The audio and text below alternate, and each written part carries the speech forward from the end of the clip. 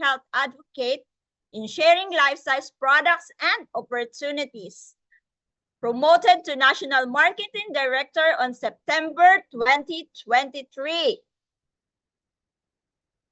Lifestyle Pinas Awards 90-day commitment, highest group growth 2021, rookie second quarter 2022, leadership award 2023 second quarter, ambassador of the year 2023 fourth quarter.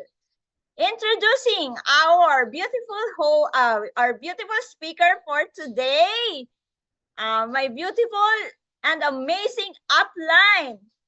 She is very inspiring leader, no other than National Marketing Director, Ma'am Yvette Marie Evia. The screen is yours, NMD. Yes, good morning. Good morning. Good morning, everyone. Wow, thank you so much, Ma'am Ayen. I honor you, I respect you, and I appreciate all your improvement, your effort, and you are recording in progress. Very amazing talaga. So, of course, before I start, I would like to recognize first all our guests.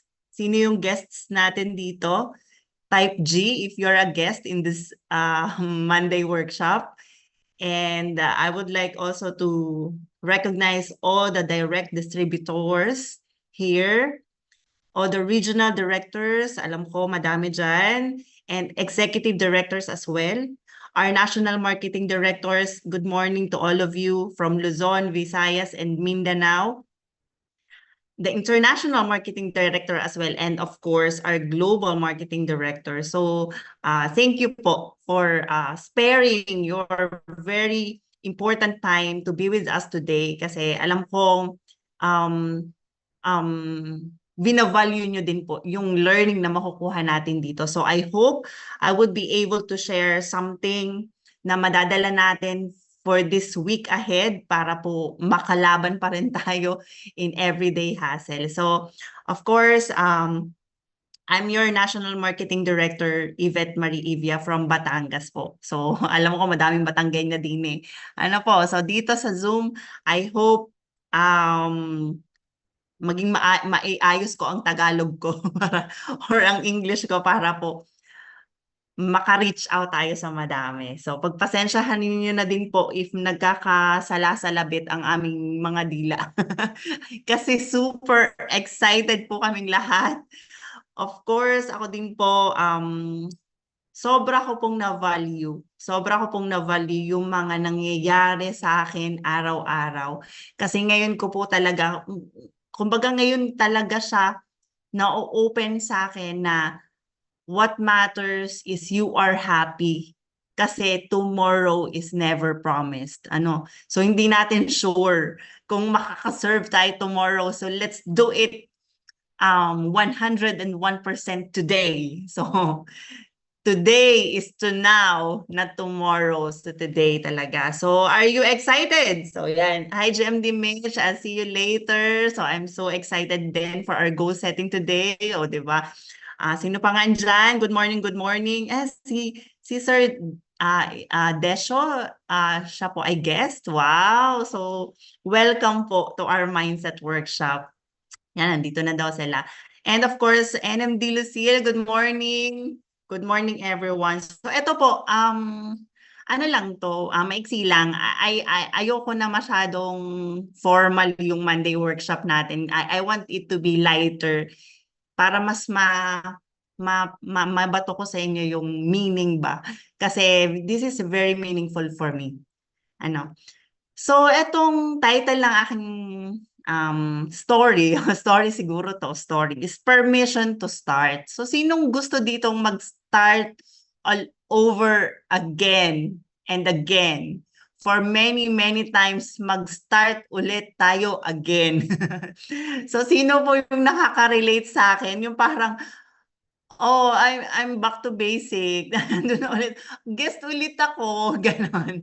So, sino dyan? Sino? Sino yung feeling talagang parang, I have to start again? Alam niyo po yun, before, magkwento ako ha, sana okay sa inyo na nagkukwento lang ako.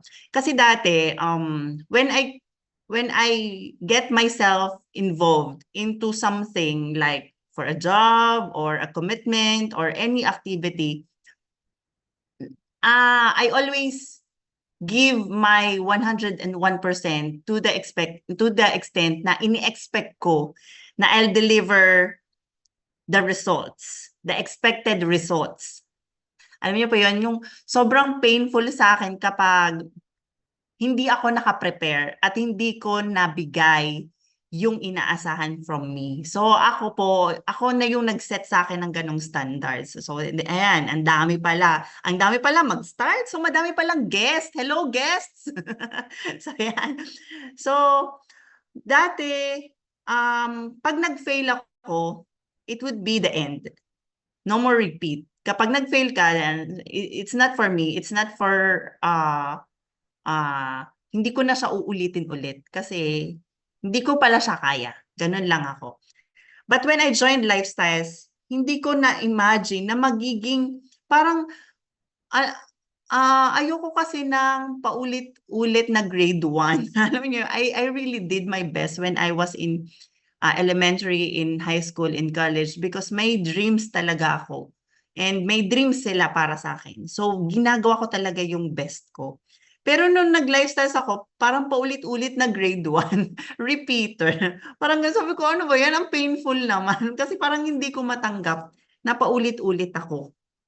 So, today, I want to tell everybody na gustong mag-start, you have the permission to restart.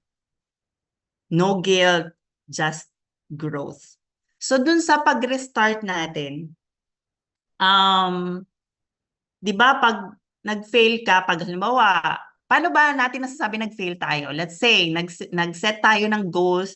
I'm going to be Executive Director 6 Qualified Leg Power Leg for this month. So, di ba parang nung day 1, super excited ka, kaya ko to, ma-deliver ko to.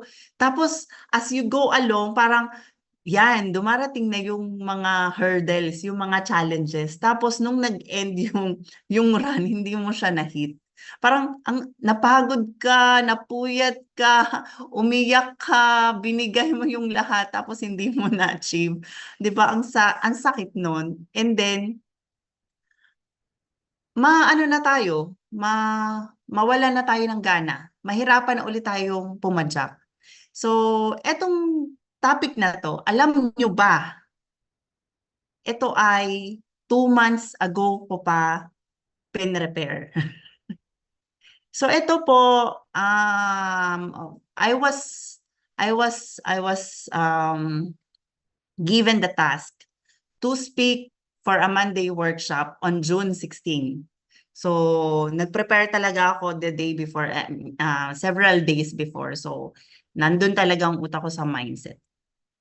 And etong topic, hindi ko siya sinadya or wala ako masyadong, sabi ko, ano kayang magandang topic na makarelate ang everybody? So, eto sinimplihan ko lang talaga.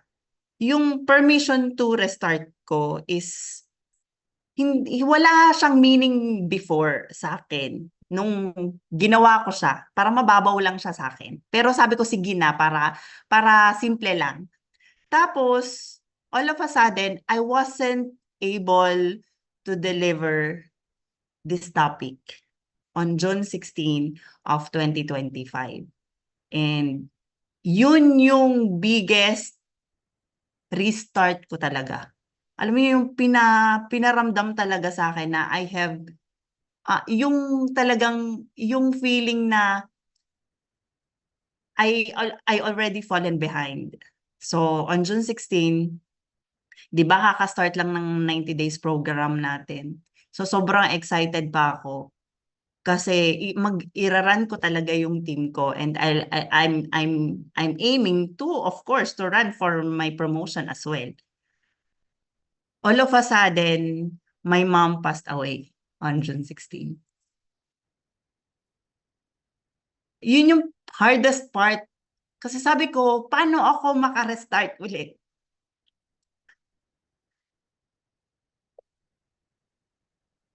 Kasi yung lifestyles, Si mama yung nag-introduce sa akin basically.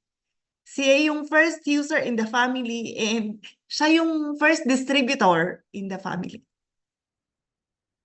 And she is my rock and she is my confidence. Nung araw mismo na yun, right before the mindset workshop starts, she was declared expired. 9:50 in the morning of June 16. Alam niyo yun? From that day until today, iniisip ko yung topic ko na to. So, sana ma-deliver ko talaga ng maayos. So, naramdaman ko talaga yung, alam niyo yung from June, July, up to this time, wala na. Number one, wala na akong points. Repeater na ako kasi hindi ko ma-survive yung 150 points. Kasi nawala yung conviction ko nawala yung conviction ko sa product, nawala yung conviction ko sa business and sa opportunity. Pero I'm finding my way out to get back. I'm finding the strength to stand up again.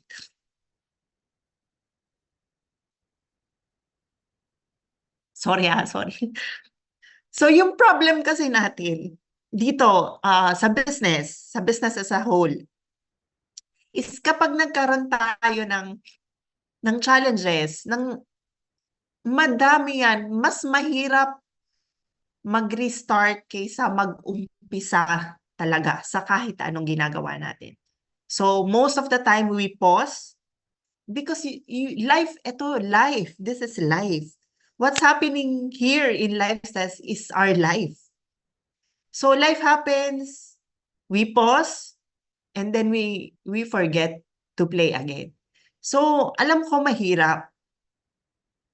Kasi during the 90 days program, sino yung kasali dito sa 90 days program? Madali tayong ma-distract kasi gusto natin agad results. And along the way, kung kailan ka nagra-run, dyan dumadami talaga yung challenges mo. Dyan ka talaga susubukin. So, dyan mo mag-guilty ka na kasi I'm late na, hindi na maka-keep up yung points ko. Bakit parang ang dami kong ini-STP pero wala ako mapa-sign up. Unlike before, ang bilis ko makapagpa-sign up, may express agad ako instant. So parang meron na sila promotion, bakit ako parang zero pa din yung list of sponsorship ko, unti-unti nang nagre-red lahat ng LOS ko. So what's happening? Bakit hindi ako maka-catch up? And then we blame ourselves. Nag-settle na tayo dun sa guilt natin na ay hindi ko na kaya. And then we quit silently. So sino yung nakaramdam na niyan? Kasi ako, marami ng beses ko yung naramdaman, yung nagko-quit silent. Andyan ka, pero wala ka naman talaga. Wala na yung utak mo, wala na yung spirito mo dyan sa katawan mo na yan. So dear guest, or I mean this, dear audience, dear distributors, andyan ba kayo? Andyan ba kayo? So yun yung bakit parang yes, I know how you feel, Tita Grace, yan, at Tita LV. You have to stay because you have your mind mo yan. As long as you are willing to find it for you. Kasi nobody will fight for you. Nobody will do it for you. Nobody will save you but yourself. So, i-reframe natin yung guilty feelings natin. I-reframe natin. Hindi yan failure. Sabi nga ni GMD Eva kahapon, fail fast, learn faster.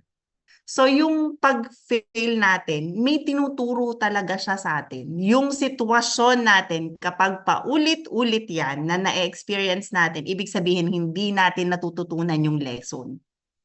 So everyone, life will always happen. Kapag walang nangyayari sa'yo, di deads na talaga yan. So kapag wala kang nararamdaman, pag hindi ka na nasaktan, hindi ka nabuhay. So life will always happen. The question is, will you give yourself permission to restart again? Kasi ikaw lang po ang mag-grant niyan sa sarili mo. Ano po? So kahit ano yung pinagdadaanan natin, kahit ano yung challenges natin, tayo lang, ikaw lang yung lalaban dyan.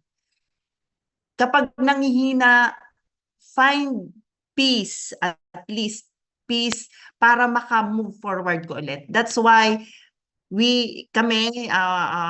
few people are practicing meditation. So ngayon lang namin na-appreciate, including myself, ngayon lang namin na-appreciate yung meditation kasi nakakahugot ka pala talaga ng lakas doon. Kasi you're arriving in yourself. Nararamdaman mo ulit ang sarili mo. So yun. So I hope everybody would experience the workshop and how to do it, how to do the proper meditation. So at your own pace, So next, bakit ba hindi tayo nagre-restart? So guilt, yun, sinisi mo na ng sinisi yung sarili mo. Please forgive yourself because nobody will do it for you. Forgive yourself. And of course, nakakahiya na. Yan, marami ng tao yung hindi na ako maka-restart kasi sabi ko dati, ang commitment ko is ganito, ma-promote ako, pero hindi ko na-deliver. So, nahiya na siya. So, marami pong ganyan. Huwag po kayong mahiya kasi I know all the leaders, all the GMDs, all the mentors here in Lifestyles, hindi po nila naiisip na nakakahiya yun. They always telling us na fail fast and learn faster. May learning dyan. Kaya mo yan na-experience. So, check for the learning. And then, fear of judgment. Ayan na, walang judgmental kapag below 150 yung points sa ating 90 days program. So, ako din, dito din po ako na-train not to be judgmental. Kaya pala, I do not know what they're going through. Kaya hindi po dapat talaga tayo mag-judge. So be kind. Sabi nga kanina ng pare sa homily earlier this morning, to be kind is better than to be right. O, diba? So, be kind lang kasi hindi natin alam yung pinagdadaanan ng bawat isa. So, no judgment ha. So, itanggalin na din natin. Kaya kasi tayo natatakot sa judgment kasi nang-judge din tayo. Joke lang. So, I mean, dati kasi ganun ako, nang-judge ako kaya tuloy ako din. Ayoko nang ma-judge ako. Feeling ko ma-judge ako kapag nag-fail ako. So, fear of judgment. And of course, feeling unworthy na kapag hindi mo nabigay yung na-promise mo, wala ka ng kwenta. Guys, God created us according to His likeness. Kamukha niya tayo. So kapag sinabi mong wala kang kwenta, you do not deserve the appreciation, the love, and the respect for yourself, you're not telling it to yourself. You're telling it to the Lord who created you. So, walang ganon. We are unique in our own special way. So, sana po, mas ma-appreciate po natin ang ating sarili. So, yung restarting is not failure, okay? So, i-reframe lang natin. Here's the truth. Falling behind doesn't mean you're failing. It means you're living and life will always happen. So, forgive. It's not the pause that defeat us. It's the guilt that makes us stop for good. Okay? So, next slide. Gusto ko maka-restart tayo. So, ako po, I'm very glad na hindi talaga ako nag-quit. Na pinipilit ko ang sarili ko na mag-attend ng training, i-meet up ang aking uplines kahit parang sabi ko, Wala naman hindi ko na makita yung essence kasi I'm falling behind. I feel I'm falling behind already. So give yourself to restart today. Today. Kasi hindi mo na alam kung meron kang tomorrow. Okay? So give yourself permission to restart today.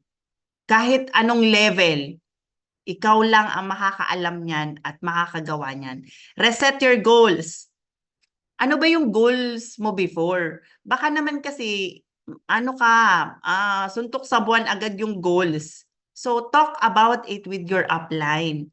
Hindi kailangan na, yun, I really love GMD Eva's teachings. Hindi kailangan na bongga agad talaga yan. Ang kailangan is yung consistent mo siya ma-deliver. Kasi dun mo talaga siya makikita. Kasi dun yung 7 digits, hindi yung one-time million. Yung 7 digits monthly yung gusto natin. So we have to do it consistently. Ano yung kaya mong i-deliver consistently? So dun muna tayo. And by doing such, we can rebuild our momentum. Makasipa ulit tayo. We can return to our feet, standing tall, despite and in spite of everything. And of course, your energy is money. I-preserve natin yun kasi wala naman ibang magbibigay sa atin ng energy. It should come from within. So reclaim your energy. Kapag pagod, magpahinga, find the right person to speak, meditate, pray, exercise. Kailangan talaga healthy ka kasi kung wala na yung lakas mo, wala ka nang magagawa. Wala ka na ulit i-rebuild. Hindi ka na maka-start ulit. So today, I want to say this out loud. You have permission to restart. So to my team as well, sa mga nandito, and of course to everybody, kung nasa ang level po kayo, mag-start po ulit kayo. Restart. It's not a shame. It's not a shame. It's full of learning. I know you're starting from experience. Kasi in fact, the strongest people, hindi nagpapahinga, yung hindi tumitigil, yung dire-diretso. They are the ones who restarted in any way, in any situation, in any pain that they are experiencing. They are the strongest people po. And of course, ako po, yung restart ko is ang dami na. First is when I joined Lifestyle. When I decided to quit my full-time job, my regular employment, to embrace the Lifestyle's mission. So, ini-imagine ko na yun, nung naririnig ko na sabi ni Sir Jun, dapat daw, ang Lifestyles daw is, seloso. Kailangan daw siya lang. So, I decided to quit my regular employment back in 2023. So, that's my first restart. Kasi I have to start all over again because I want millions. I want a different story. I want a different life. So, ang hirap pala, ang hirap nun. So, dun sa mga, sino po yung employed pa dito? So, seek guidance, seek mentorship, seek counseling para po mas maging magaan ang transition natin para sa mga employed pa. Para do po sa nag-decide na talaga to quit their full-time job, heart strong kasi susubukin kung desidido ka talaga para dito. So, ang sunod kong restart is when the health challenges, parang nung nag-join ako sa Lifestyles, parang dun lalong lumaki yung mga overwhelming yung health challenges. My mom was admitted in Philippine Heart Center during that time. Nagla-Lifestyles na ako. Tapos that time, nag-double your free.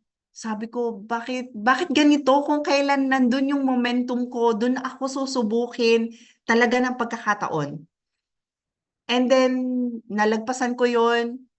And then, nag-fall naman nag-comatose ang husband ko. And that was the 2023, I think 2023. Nag-brain aneurysm siya. Nagla-life test ako, pero alam nyo, after nung brain aneurysm incident niya, na-promote ako to National Marketing Director. And then, 2024, nung, I think I'm ready. But then, here comes 2025, another challenge has come, na parang, alam mo yung parang inuubos talaga yung lakas ko. Inuubos talaga yung lakas ko. But, buti na lang nasa lifestyle po ako. Kasi kung hindi po ako nag-lifestyle, hindi po ninyo ako makakausap ng ganito. Most probably, ako po ay loner na, maaaring suicidal na ako, maaaring I hate the world already sa mga nangyayari sa akin. Pero this could be the life's purpose talaga. Kung bakit ako dinala sa lifestyles is para may mahugutan ako ng lakas. Kasi alam ko dito sa lifestyles, all people has their own challenges. And they are fighting every day talaga. And you are strong enough kung nandito ka pa din. So congratulations ngayon pa lang. May na-deliver ka, na-promote ka man, na-expire man yung, nauubos yung mga na-enroll mo na dun sa PBC mo, nahihirapan ka na mag-STP ulit, wala ka ng product, pero nandito ka sa mindset workshop, congratulations pa din. Kasi you're giving yourself permission to restart again. Yes. Ano pa? Asa na tayo? So yun po yung story, siguro somehow na i-share ko yung story ko talaga since I joined Lifestyles. And right now, yes, I'm stronger. This is my comeback talaga. I'm learning a lot. I'm learning how to face all the challenges head on. Yun yung reality talaga. And that is the reason why I can still smile. So kasi yan na lang yun, yan na lang yung tira. Pero ito pala yung pinaka-important. So, right now, I want everyone to think on where do you want to restart. Kung nandito yung accountability person nyo po, so most probably apply nyo, kabady nyo. So kung meron kang accountability person, kung ano yung i-commit mo sa sarili mo, i-share mo yun sa kanya. Like for example, with regards to your health. Kaya tayo naki-lifestyles kasi we are health conscious, yes? So, paano mo mas aalagaan ang sarili mo? Kasi kung hindi mo inalagaan yan, at the end of the day, you're a loser. Oh, ouch. So, ako po, I committed to do the meditation every day, at least 15 minutes. So, huwag niyong bonggahan agad. Baka kasi sabihin niyo, 1 hour agad, tapos hindi natin makonsistent. Kasi kulang na kulang ka sa oras. So, kung ano yung kaya niyo po. So, I committed myself to do the meditation every day and to have an exercise routine of at least 30 minutes every day. So para sa akin po na nanay, ang akin po mga anak tatlo ay estudyante pa, tapos may maliit pa ako na 1-year-old. Para talagang challenge po yan sa akin. Pero I realize kapag binabayaan ko po talaga ang sarili ko, everybody will fail na. So ikaw, saan mo gustong mag-restart pagdating sa iyong health? And then, because kapag yan, na-focusan mo, I know, yung business mo will follow. Kasi people will see how blooming you are, how happy you are, and you'll attract more people. Yes, tunay po yung sinabi ni Sir Javi. Kapag you feel good, you'll be attractive. So, it's not about putting makeup every day. Pero mas masaya, di ba? Kapag nakakilay ka na, yung I woke up like this, nakakilay, naka-lipstick, the straight yung buhok, yung iba nga dyan na bagong reband. Hindi yan humihiga sa pagtulog kasi makukulot. So, they woke up sitting para hindi makulot yung buhok nila. So, yung business will follow. And of course, mindset. What are the small thing na gusto mong mabago sa mindset mo? Yung blaming attitude ba? Yung judgmental attitude ba? Yung quitting attitude ba? So, ikaw lang ang makakaalam niyan kasi mas kilala mo yung sarili mo.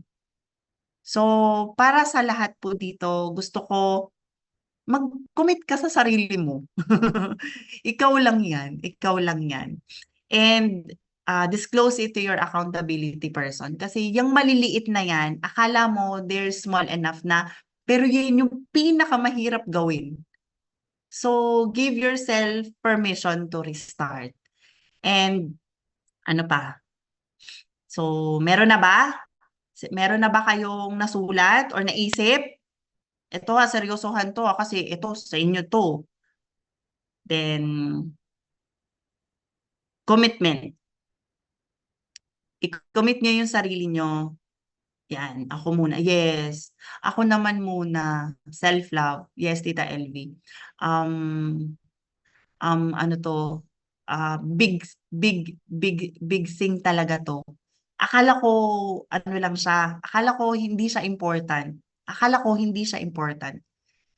Pero baka ito talaga yung reason kung bakit hindi tayo makakuha, hindi natin maklimb yung upper ladder ng success kasi yung mga small thing na dapat nagagawa na natin, yun pa yung hindi natin ma-deliver. So baka ito talaga. So ang goal natin is not perfection. So dito lang ako kay Lifestyles natuto na nobody's perfect talaga. Ako hindi. Ako, hinahanap ko talaga yung perfect. Ganun. Pero dito kay Lifestyles, we are not after perfection. We are after progress. To making a better version of yourself, to making better citizen of this country, to becoming better members of the family. So, tayo yun. So, kung ikaw lang yung lifestyler sa family, you are a blessing to the family kasi you are becoming kinder every day. Yun. So, kind ka na. Okay. So, yan yung sinasabi ko. Kayo po yung mag-set kung saan kayo mag-restart. Sa health is wealth, nothing else. Kasi kapag pinabayaan mo yan, you cannot enjoy anything that you'll achieve. At baka nga hindi ka maka-achieve dahil hindi mo naayos yung health mo. Our business, this is the best business in the world because we can find passion, we can find our profession, and we can find our vision and mission here with Lifestyles. So, Lifestyles na, no? And of course, mindset and beliefs. Mahirap magtultol. Alam nyo ba yung magtultol? Mag-guide. Mahirap mag-guide kung ikaw mismo na tinuturuan is kumokontra. So, bahala ka. Ganun daw. So, nandiyan, bahala ka. But of course, the teacher arrives when the student is ready. Yan yung natutunan ko talaga dito kay Lifestyles. And of course, daily habits. Ito po yung pinaka talaga sa akin. Yung small daily habits to build your Lifestyles business and commitment will become big if you do it every day. Every day. So, yun po. And, ano pa? Yan. One thing for this week. Sige nga, pakichat nga dyan sa chat box kung alin yung i-commit nyo sa akin na gagawin nyo, yung i-restart nyo sa one area this week. Isa lang na gagawin nyo talaga consistently for the next 7 days and 100% yung effort. Kindly chat nga, type on the chat box kung ano yung mga gusto nyong i-restart na. i-restart na today, right after this mindset workshop, Daily Habit, STP. Yes, Tita Grace, congratulations! Ilang STP ka every day? 10? O 10, 10 Daily Habit STP every day. Congratulations, Tita Grace. So alam ko kaya mo yan. Huwag mo lang kontrahin yung sarili mo and do it with purpose, do it with intent, and do it with passion. Ano po? And wala pong perfect time. Oo, wala pong perfect time. Wala pong perfect energy. Walang perfect mood. Pero all you need to do is to give permission to restart yourself today. So, everyone, hindi ko alam kung ano pinagdadaanan ninyo. Nandito lang kami kung paano kami makatulong. And ang prayer ko is ma-serve talaga natin kung ano yung purpose, kung bakit nandito ka pa din. So give yourself permission to restart and you're good to go for this Monday onward. So yun lang po. That's how quick I want to extend to everyone na happy po ako na nakaka-smile pa rin. And I'm starting all over again kasi I know dinala po ako dito for a purpose talaga. So this is a purpose-driven life from to serve each one of you and of course my team. So for this day, thank you and good morning. I hope everybody's happy.